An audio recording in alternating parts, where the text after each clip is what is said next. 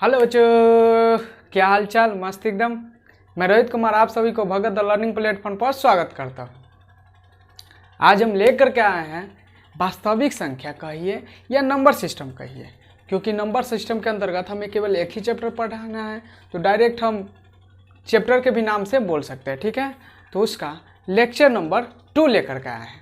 कल आपने देखा लेक्चर नंबर 1 लेकर के आए थे, उसमें हमने परिभाषा सबको देखा, यानी कई प्रकार के संख्याएं होती है उस सभी के परिभाषा को हमने उस लेक्चर में देखा। ठीक है, अगर देखना चाहते हैं तो डिस्क्रिप्शन में लिंक दिया हुआ है, वहां से जाकर के देख ले। ठीक है, इस चैप्टर में ऐसा लगेगा ना कि कोई नया चीज पढ़ना नहीं है। ठीक है, सभी पिछले कक्षा में पढ़ चुके हैं। ठीक है, उसी को इसमें रिवीजन करना है, केवल नाम अलग है। आपको देखने में लगता होगा यूक्लिड विभाजन विधि, ये क्या है वही चीज़ जो आप पिछले कक्षा में पढ़ चुके हैं, लेकिन नाम यहाँ पे अलग दिया गया है। ठीक है, तो हमारे साथ आप चलते रहिए। देखिए, आपको कहीं महसूस होने नहीं दूंगा कि ये हम नहीं पढ़े थे। ठीक है, और ऐसा ही करते करते चैप्टर भी ख़त्म हो जाएगा और आपको पता भी नहीं चलेगा कि हम कुछ नया सीखे हैं। ठीक है, तो देखिए क्या है, आज हम इस लेक्चर में चर्चा करने जा रहे हैं एलसीएम और एचसीएफ। देखिए, एलसीएम और एचसीएफ पर भी सब चीज़ को समेट लेंगे। ठीक है ना, आप केवल देखते जाइए। बोले हैं ना कि आपको महसूस नहीं होगा, लगेगा कि हम सब चीज़ तो पढ़े ही थे, लेकिन आपको पता नहीं था। तो देखिए, एलसीएम एंड एचसीएफ स्टार्ट कर रहे हैं। तो पहला क्या है, एलसीएम। तो एलसीएम को फुल फॉर्म में क्या कहते हैं, लोएस्ट कॉमन मल्टीपल, और हिंदी में कहते हैं क्या, लघुत्तम समापवर्तीय। ठीक है, या शॉर्ट में हिंदी में कहते हैं लसर। ठीक है ना, तो क्या होता है लोएस्ट, लोएस्ट का मतलब सबसे कम, लोएस्ट का मतलब सबसे छोटा, सबसे छोटा। ठीक है, और कॉमन, कॉमन का मतलब सब में हो, कोई भी चीज सब में हो, सब में हो तो उसको क्या कहेंगे, कॉमन है वो। ठीक है, और मल्टीपल का मतलब होता है टेबल, मल्टीपल का मतलब टेबल यानी पहाड़ा, जो पहाड़ा नहीं पढ़े थे वही। तो हम कह दे 2 का मल्टीपल, इसका अर्थ क्या हुआ कि 2 का टेबल, 2 1 जा 2, 2 2 जा 4, 2 3 जा 6, ये टेबल। ठीक है, तो देख लिए। इसके बाद इसके नाम ही में सब कुछ रखा हुआ है। जैसे एलसीएम होता है, कई प्रकार के विधि से निकाला जाता है, हम प्रत्येक विधि का चर्चा करेंगे। ठीक है, तो क्या है, इसके नाम ही में रखा हुआ है क्या, एलसीएम क्या कहता है कि सबसे छोटा होना चाहिए, सब में होना चाहिए, और क्या चीज होना चाहिए, टेबल होना चाहिए। समझ में ना, यानी वैसा टेबल जो क्या हो, सब में हो और सबसे छोटा हो। समझ में आया, तो वही क्या कहलाता है, एलसीएम। अभी जस्ट हम दिखा रहे हैं क्या होता है सो। और इसका डिनोशन आप बच्चा में लिखते थे डायरेक्ट लसा बराबर या एलसीएम बराबर करके लिख देते थे, लेकिन एक्चुअल में इसको लिखने के लिए तरीका है कि क्या कीजिए, लसा लिख दीजिए और इसके बाद इसके आगे क्या कीजिए, एक मुंह बना दीजिए, छोटी कोष्ठक से घेर दीजिए, उसमें जिसका एलसीएम या लसा निकाले है उसको लिख दीजिए। जैसे हम एक्स और वाई का निकाले हैं तो एक्स वाई निकाल दिए, अगर ए और बी का निकाले हैं तो ए बी लिख दिए, अगर हम लसा 5 10 11 का निकाले हैं तो ये लिख दिए। इसका अर्थ क्या है, 5 10 तथा 11 का लसा, इस शॉर्ट फॉर्म में लिखा हुआ है। इसका अर्थ हुआ कि 5 10 तथा 11 का लसा, ये लिखा हुआ है। तो इसका अर्थ क्या हुआ कि LCM of A and B, यानी कि ए तथा बी का एलसीएम। समझ में आया। ठीक, अब हम एक एग्जाम्पल देते हैं मेथड 1 से। तो मेथड 1 की कौन मेथड को ले रहा है, जो इसके परिभाषा में नाम छुपा हुआ है, क्या, कॉमन मल्टीपल, यानी कि समापवर्त्य विधि, क्या, कॉमन मल्टीपल विधि या डायरेक्ट मल्टीप्लिकेशन विधि। ठीक है, तो वीडियो को पॉज करके पहले क्वेश्चन लिखते हैं। अब देखिए, तो क्या है कि हमने पहला मेथड लिखा, मेथड नंबर 1 क्या, बाय मल्टीप्लिकेशन मेथड, यानी अपवर्त्य विधि द्वारा। कैसे ज्ञात करेंगे, बोले है ना कि कै विधि से हम, बहुत सारे विधि है, 3 4 विधि से हम निकाल करके दिखलाएंगे जिसका हमको जरूरत है यहाँ पे। ठीक है, तो कई सारे विधि है, बचपन में आपने सब विधि पढ़ चुका है, और यहाँ पे हम उसका समझिए कि रिवीजन करा रहे हैं। ठीक, तो देखिए पहला मेथड हमने उठाया क्या, हम बाय मल्टीप्लिकेशन मेथड यानी अपवर्ती विधि द्वारा, ठीक है ना। तो हमको एलसीएम ज्ञात करना है किसका, 4 तथा 6 का। तो इसमें के नाम में छुपा मल्टीप्लिकेशन और एलसीएम नाम ही पड़ा हुआ है किस पे, मल्टीपुल पर।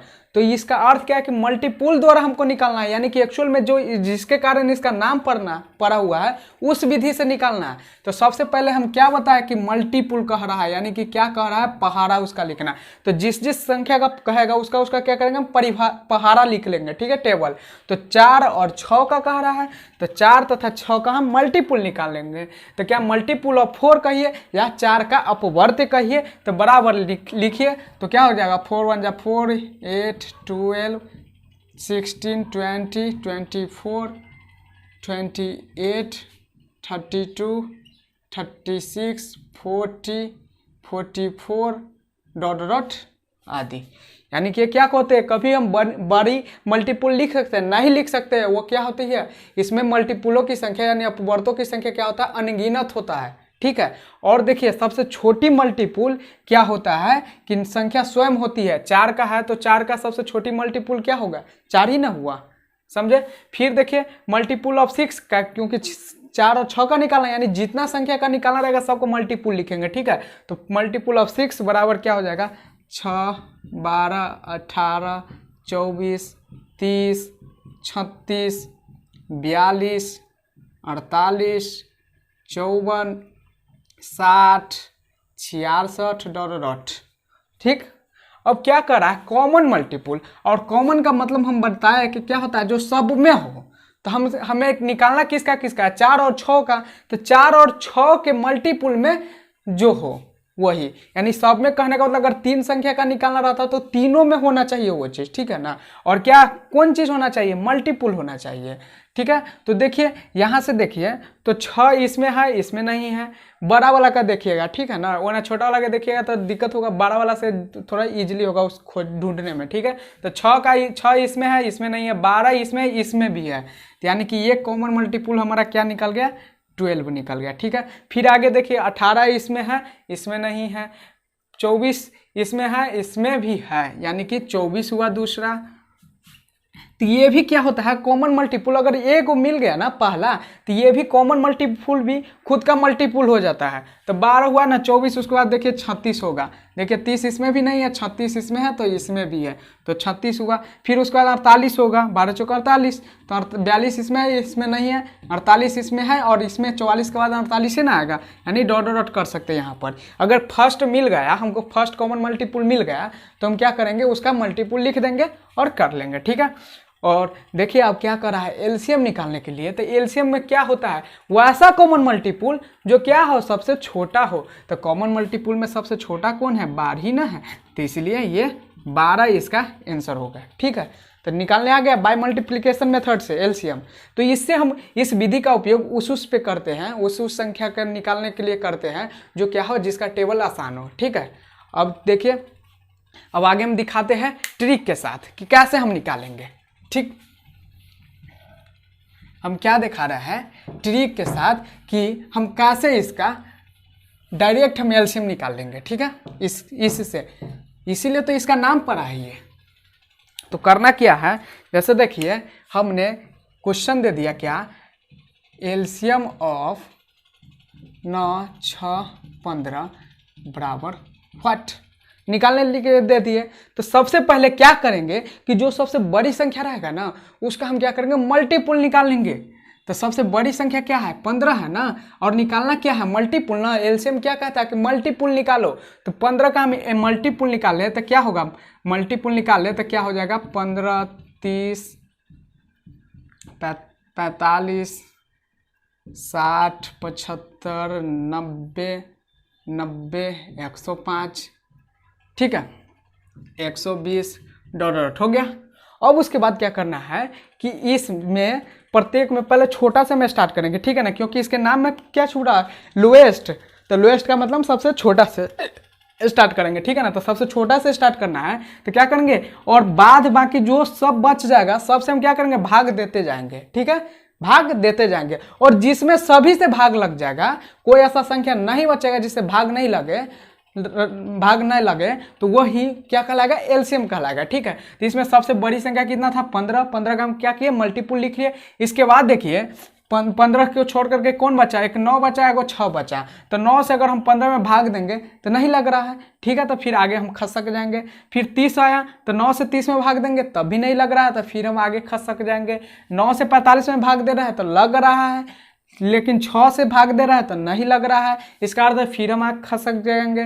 तो 9 से 60 में भाग दे रहे हैं तो नहीं लग रहा है, तो फिर आगे खसक जाएंगे। 75 पर आ गए, 9 से 75 में भाग देंगे तो नहीं लग रहा है, क्योंकि इसका रूल क्या होता है कि अंकों को योग करेंगे, अगर 9 से विभाजित हो गया तो वो 9 से विभाजित होगा, 7 5 12 हुआ, 9 से विभाजित नहीं होगा। ये सब विभाजता के नियम सब देख लीजिएगा। ठीक है ना। उसके बाद आगे बढ़ेंगे तो 90 आया, तो 9 से इसमें भाग लगाएंगे तो 9 दही के 90 लगता है। फिर 6 से लगाएंगे तो 6 का नियम क्या होता है कि 2 और 3 से कटे तो वो 6 से भी कटता है।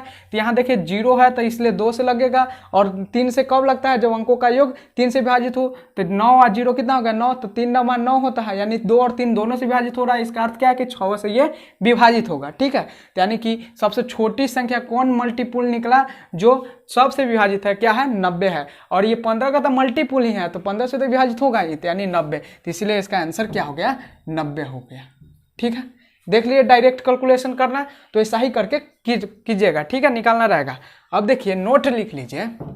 ठीक है, वीडियो को पॉज करके लिखा देते, नहीं तो टाइम लग जाएगा। देखिए, तो नोट लिखिए। पहला क्या कि किसी भी संख्या के अपवर्तियों की संख्या क्या होती है, अनगिनत होती है, यानी नंबर ऑफ मल्टीपल्स क्या होता है, इनफाइनाइट होता है। ठीक। और दूसरा क्या, किसी भी संख्या की सबसे छोटी अपवर्त्य क्या होती है, संख्या स्वयं होती है। तीसरा क्या है कि एलसीएम ऑफ ए, यानी इसका अर्थ क्या है कि सेम नंबर का एलसीएम क्या होगा, जैसे हम कहेंगे 4 4 का एलसीएम तो 4 ही होगा, तो सेम नंबर का एलसीएम क्या होता है, वही होता है।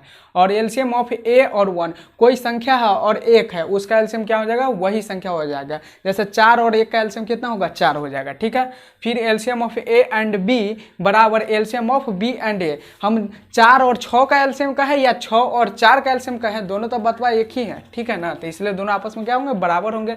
तीसरी बात क्या है कि LCM of A and B बराबर बी कह रहे हैं, इसका अर्थ क्या है कि बी ए का एक अपवर्त्य है। जैसे हम कहें कि 4 और 8 का एलसीएम क्या है, 8 है, तो इसका अर्थ क्या हुआ कि 8 4 का एक अपवर्त्य है। तो देखिए 4 दूना 8 नहीं होता है, तो उसके पहाड़ा में है ना, तो पहाड़ा में रहेगा तभी तो वो क्या कहलाता है, एलसीएम कहलाता है। ठीक, देख लिए।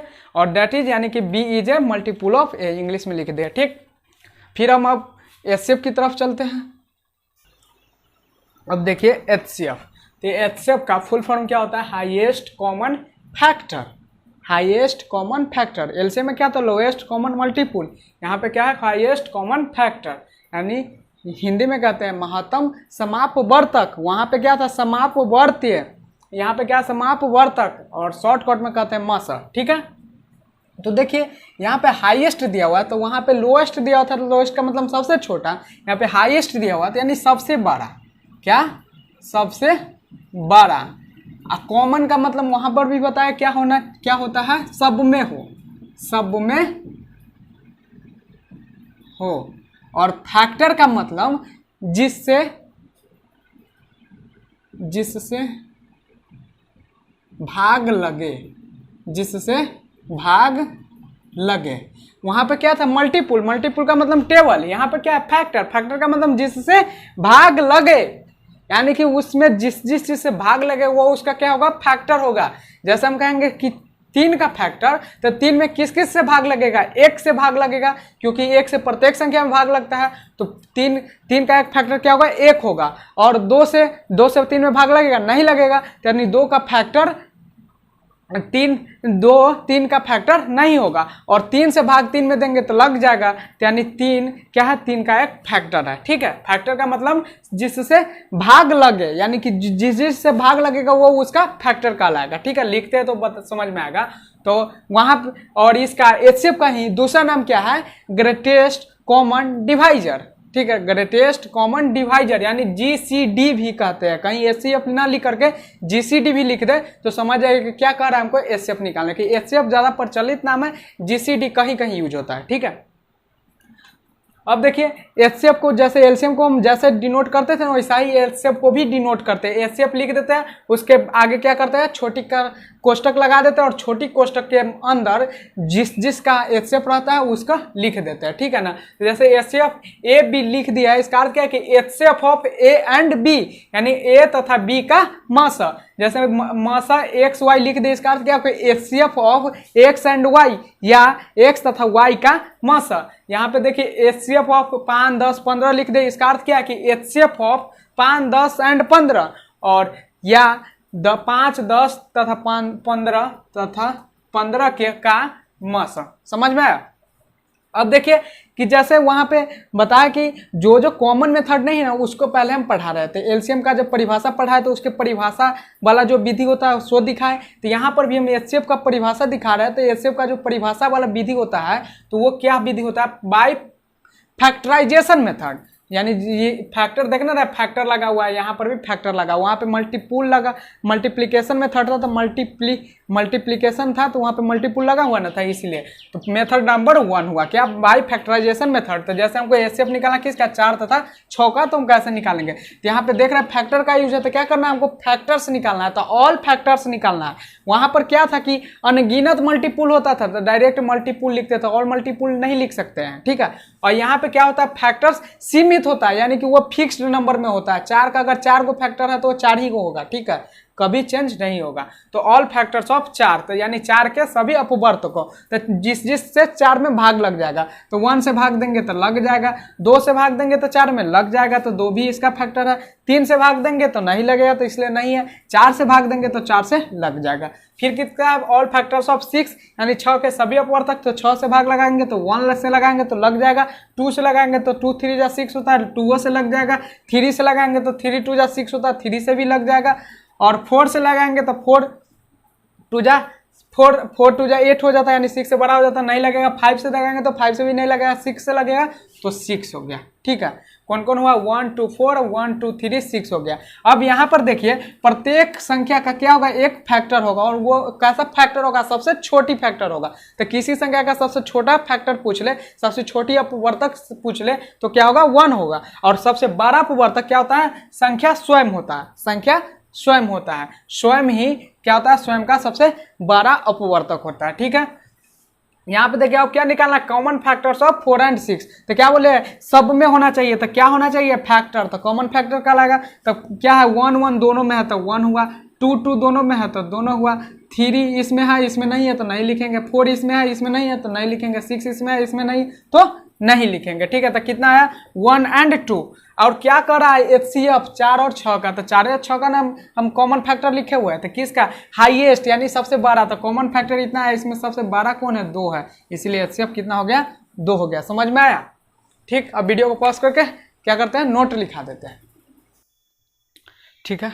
तो वहाँ पे जैसे दिखाया था एलसीएम को हम डायरेक्ट कैसे निकालेंगे, वैसा ही यहाँ पे एचसीएफ को हम दिखा रहे हैं कि कैसे निकालेंगे। तो एलसीएम में लोएस्ट की चर्चा था, तो हम क्या करते थे कि सबसे उसमें जो सबसे क्या होता था, बड़ी संख्या होता था, उसका हम क्या करते थे, मल्टीपुल लिखते थे। तो यहाँ पर भी क्या करेंगे, सबसे बड़ी जो संख्या, सबसे यहाँ पे क्या करेंगे, सबसे छोटी, उल्टा काम करेंगे, ठीक है ना।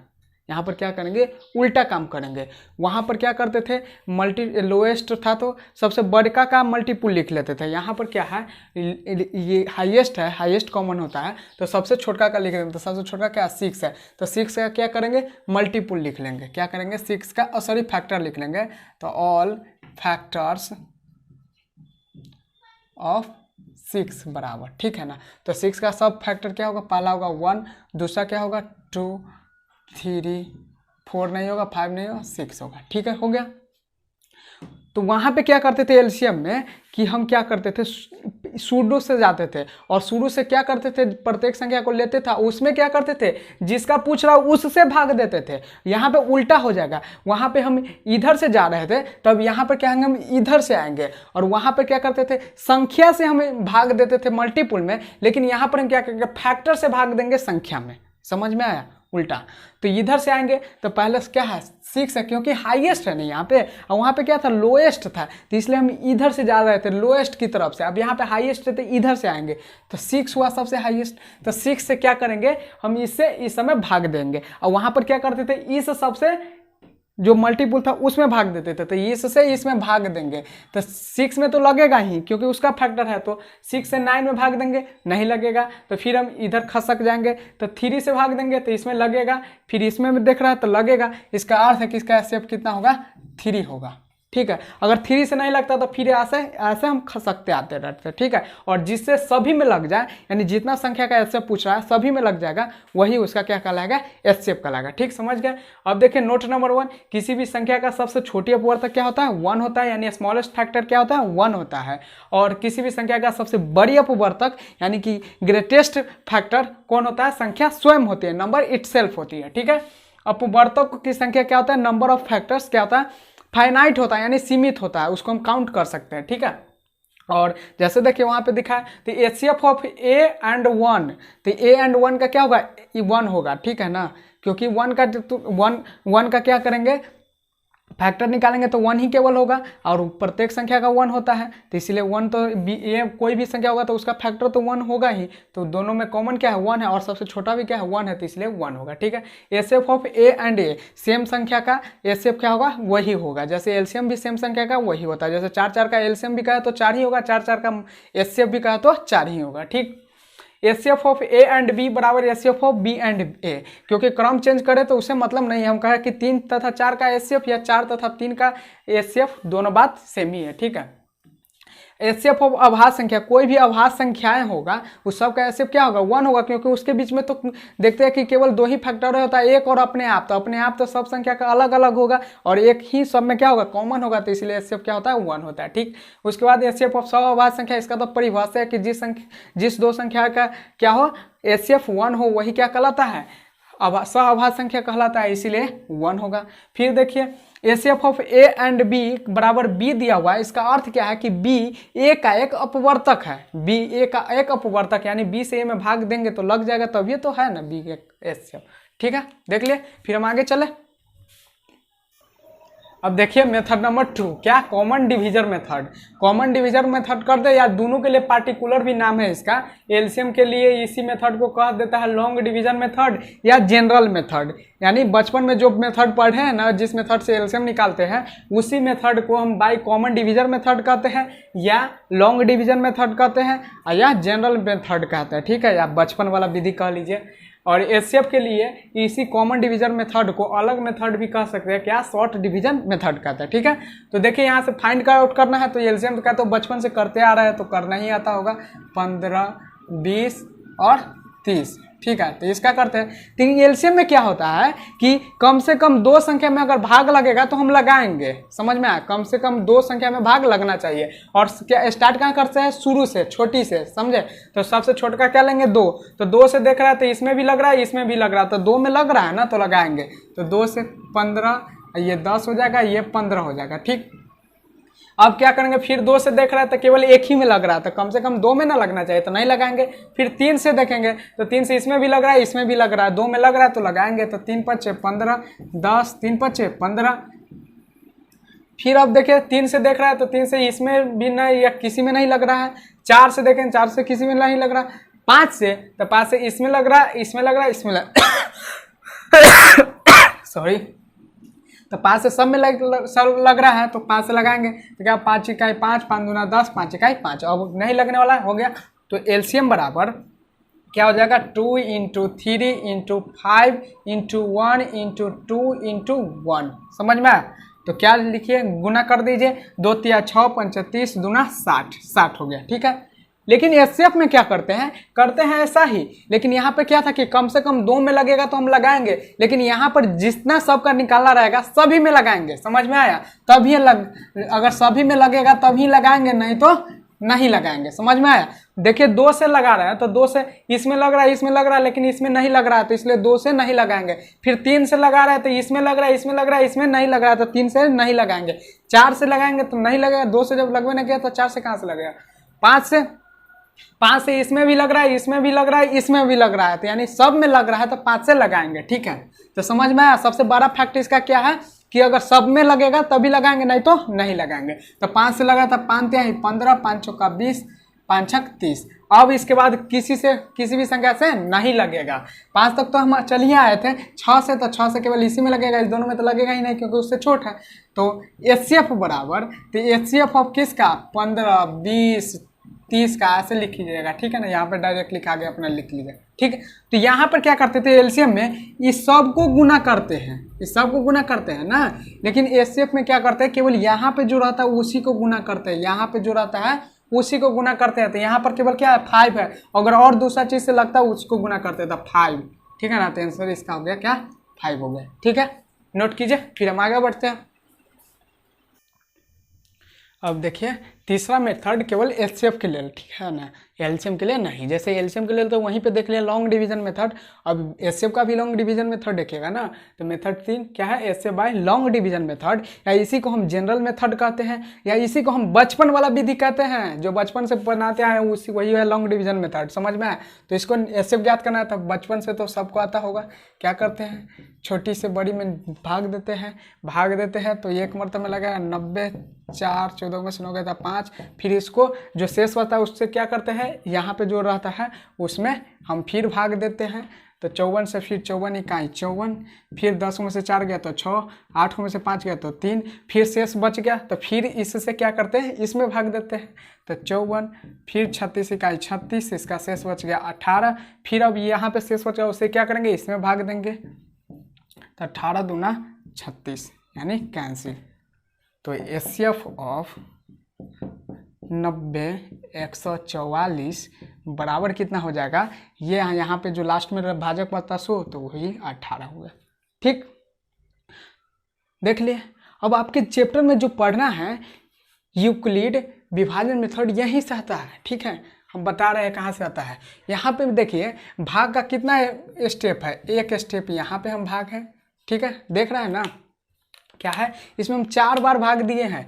एक बार ये भाग एक हुआ, एक पार्ट ये भाग हुआ, एक स्टेप ये हुआ, दूसरा स्टेप, तीसरा स्टेप ये हुआ, और चौथा स्टेप ये वाला हुआ, ठीक है ना। इसमें क्या किए, 4 अलग अलग भाग दिया हुआ है, समझ में आया क्या दिया हुआ है, 4 अलग अलग भाग दिया हुआ। अगर इसको अलग हम कर दें तो इसको ऐसे लिख सकते हैं ना, 90 144 1 90 54, ठीक है, यही ना है। तो देखिए तो एक अलग एक भाग है कि नहीं, तो इसमें भाग में ये क्या होता है, ठीक है। इसको मिटा करके हम बताएं, ठीक। एक मिनट रुके, मिटा के अच्छा से लिखते हैं। तो अब देखिए इसको अलग कर दिए तो क्या हुआ, 90 यही ना था पहला स्टेप, तो पहला स्टेप था। तो इसमें हम जानते हैं कि जो बीच में लिखा हुआ रहता है उसको क्या कहते हैं, भाज्य कहते हैं। क्या कहता है, डिवाइडेड।